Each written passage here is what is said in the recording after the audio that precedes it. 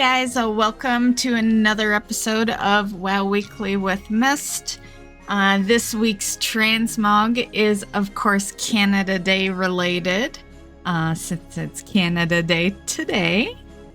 So we're in red, and to be fair, my druid has been transmogged as a Canada Day theme since 2004. The reason is, I'll do a close-up and you'll see, but the leaves that are on her face, that was the first customization I ever did to this character back in 2004 when I originally created her. The minute I saw the leaves, I immediately put them on her face, and she has never looked different. So, and she's been my main character for 20 years, so I have been rolling around with the leaf on her face in red for 20 years. So yeah. But I did deck her out in some extra red for Canada Day. She's got her new bracelets on. And yeah, so that is this week's Transmog. So to any fellow Canadians that may be watching, happy Canada Day to you. And because I won't have another news video till next Monday, happy 4th of July to you guys out in the States for Thursday, I guess. So let's get into the news, starting with weekly events. Remix is still going on. That will continue to go on until August 19th. Midsummer is on its last week. You have till July 5th to catch up on all your Midsummer stuff. Pet Battles will be the weekly. Arena Skirmish is also the weekly. The PvP brawl this week will be Temple of Hot Mogu. Dark Moon Fair is mainly next week, but it does start on Sunday. Fireworks will be going on July 3rd. They start at 10 a.m. and they usually roll through till the next day around 4 a.m., but sometimes they'll just keep it running till reset. But you know, the actual schedule of them is 10 a.m. July 3rd to 4 a.m. July 4th. Okay, so let's get into news. There's not a whole lot of news this week, but I do have some for you. So I guess a good place to start would be the new trading post. So July trading post is here. And the monthly reward for completing the trading post is Trishy. This is her here. So cute little pet. And then over here we have some items. So we've got the Underlight Corrupted Behemoth mount, a Blub the Battle Pet, Copper Diver's suit. I really like these diver suits. Deep Transmog. Treasure pack. This is the item I was looking the most forward to, but they got that sucker at an 800 trader tender cost right now. I just cannot believe that. I get that it's fancy and all, but it is a one item. It is a back piece. It is not an ensemble set. Like, one item should not cost 800 trader tender when 1000 is the max per month. Not everyone is able to save trader tender. Only non-collectors can save trader tender. So yeah, like, yeah, that one irks me a bit. We have some weapons here. So some Riptide weapons. And then here is a Titan Thunderbow. So yeah, here is the costs of the items. So you can see that there is an old mount that will be on there, December 23 trading post mount. So if you didn't get that, you can get that. It's So yeah, the weapon transmogs seem to be fairly cheap. Even the new model of Thunder Fury is only 180.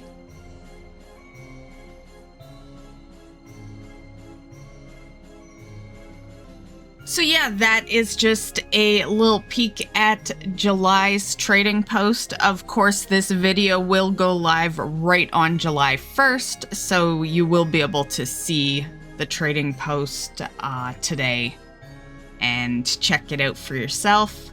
But yeah, and hopefully that back transmog will be a little cheaper, because funny enough, if we scroll down and we mouse over it, it has a different price to it. You can see it says 300 trader tender, but then over here it's 800. So I'm hoping it's a typo.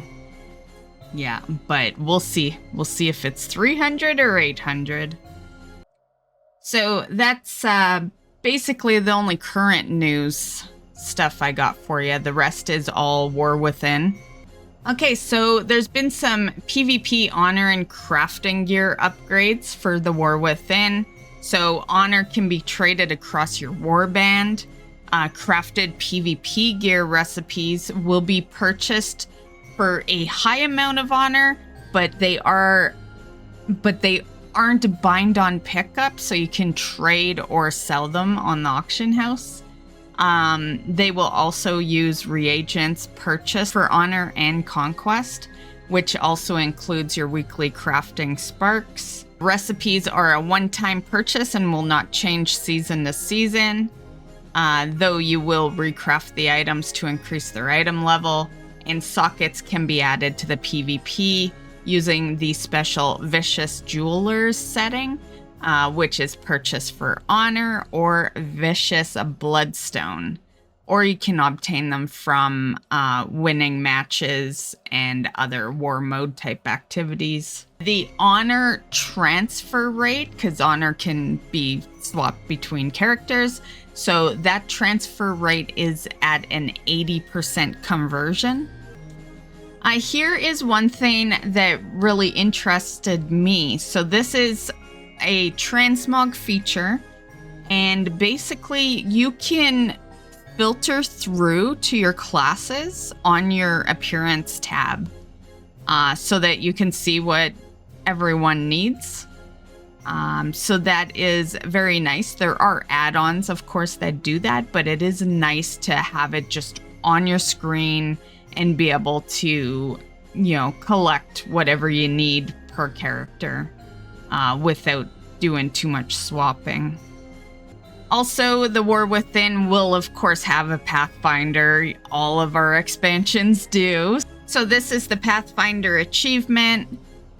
So complete main leveling storyline for all the areas, and then explore regions. So pretty basic. So your Pathfinder will award you the ability for you to use steady flying in Kalzagar. And in case that titling confuses you, it's basically the old flying, like the flying we've known all these years, since BC. And yeah, so without that, you can only skyride in Kalzagar. So that's the purpose of the Pathfinder. Okay, guys. So there is something I've been wanting to talk about, and I've been waiting for a real mellow week, so that I could add it in without the news videos seeming too long, and this is the perfect week for it. So that is this. I don't know if you guys remember this, but this is a bike that they had kind of teased us with like a year ago. Yeah, this was from September of 2023. So we're approaching a year since we initially had heard of this. Green one, the red one, and then the purple one. Now, the green and red one, they had no sources or anything on them, so they might have just been, you know, someone kind of recolored them type deal. But this purple one was supposed to be a trading post mount, and this bike does have a name. So right here you can see it is called the Deathbringer Shadow Cycle. Back then, all the mounts that they had shown us, we have gotten them by now, except for these bikes. So yeah, I just thought I'd bring that up, you know, remind you guys about the bikes since we haven't heard anything in almost a year now about them. And I'm kind of hoping that maybe in the next, you know, few months, we'll see it on the trading post. You know, maybe they're waiting for a certain event that's going to show up to throw them on there.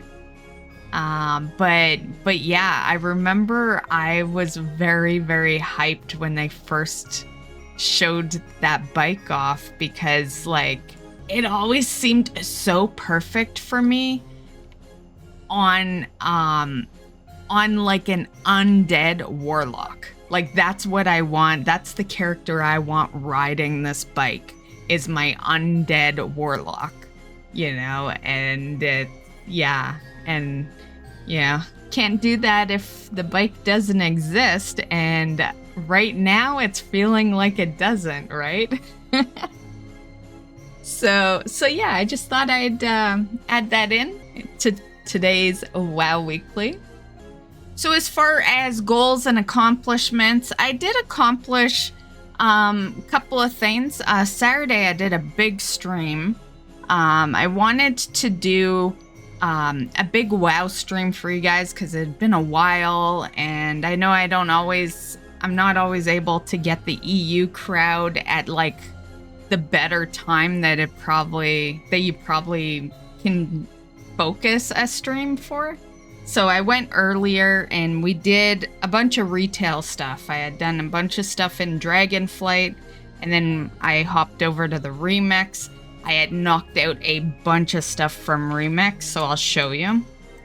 So basically I started by finishing off the scenario. I was missing one scenario, Battle on the High Seas. So I went and did that, which got me my ring.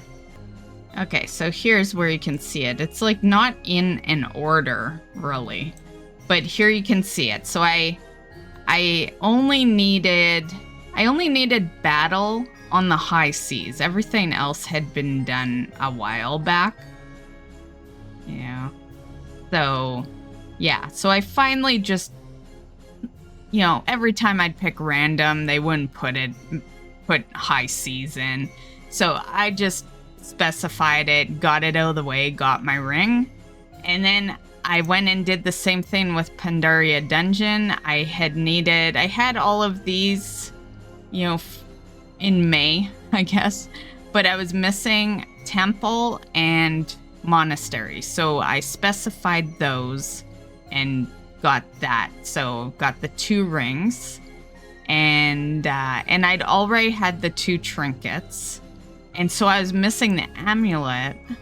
So I went in to all the raids, and so I did all these raids in that same stream. So it's a pretty productive stream, and got the necklace. So I have all the jewelry. Like I even upgraded once per item. I have upgraded. That's about as far as I've gotten right now. I'll do a little more maybe later, but yeah. For normal raids, you don't really need to upgrade. People will just take you. But for heroic, people do seem to be a little more stingy. But yeah. If you're just after the amulet, you can get away with not upgrading and just go in. Everything goes down fast, and it still goes down fast in heroic as well. But people will be a little more picky with, with your progression, I guess, when you go in to do heroic. So, unless you find someone that's willing to carry you, of course. So yeah, that was good. The plan at the time when I decided to do the raids, that was around the time I was supposed to swap to beta. And so I had just quickly asked chat, I'm like, anyone here, want to see the beta? No one piped up, so I didn't swap to beta. I stayed on Remix for the rest of the night so that I could get the raids done. So for those that did, I had done a poll. That's how that stream all came about, basically. And some of you guys had voted for the beta. So the stream initially was supposed to be a Dragonflight Remix beta stream. It ended up just being a Dragonflight Remix. So for those of you that did choose the beta, I am going to be doing a beta only stream this week. That way nothing sidetracks us, right? And yeah, so feel free, check that one out. I'm probably gonna do it on Thursday. And I'll also have a classic stream coming up because some of you guys did vote on classic as well. And that's basically the video this week. So I hope you enjoyed. I hope you guys have a great week in WoW this week, and we'll see you in the next one. Bye, guys.